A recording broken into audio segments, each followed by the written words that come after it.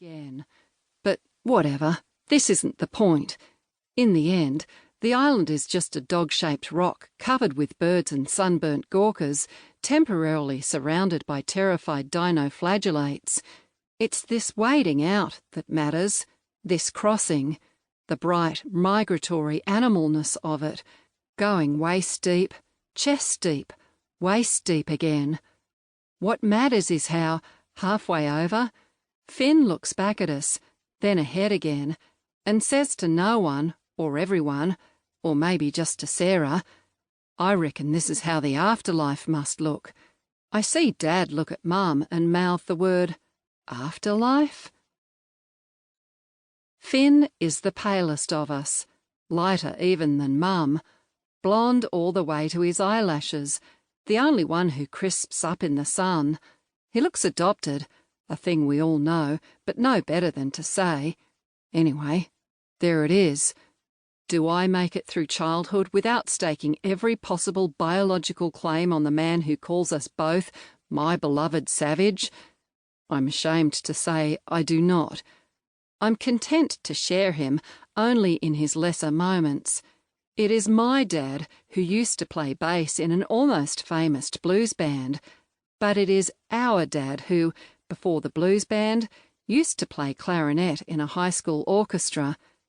It is my dad who promises to buy us a pair of albino axolotls, our dad who reneges when Finn and I neglect our goldfish duties and Skeletor's tank is all slime and fug.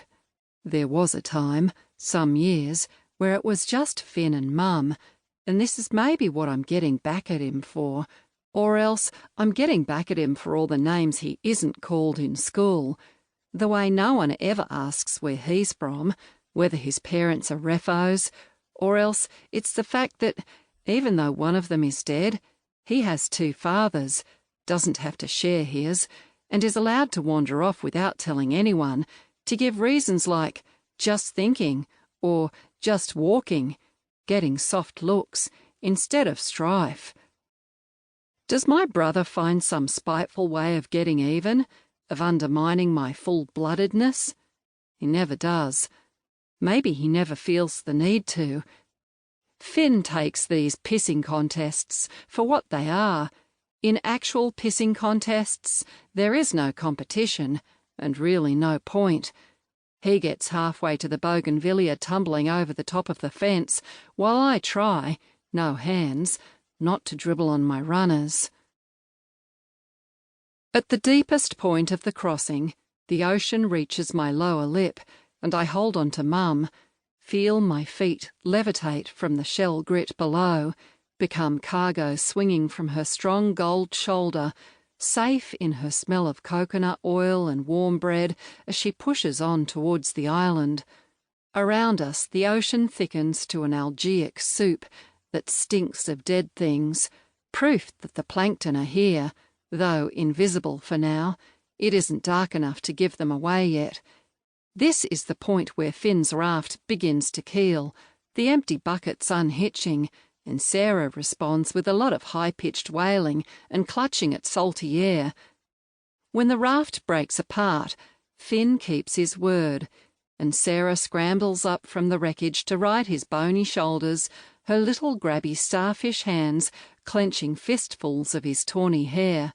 It must hurt badly, his face like a cheap rubber mask of itself, but he says nothing while trying to shepherd pieces of the debris ahead of himself. Waves slap at his face, trying to get in through his mouth and nose.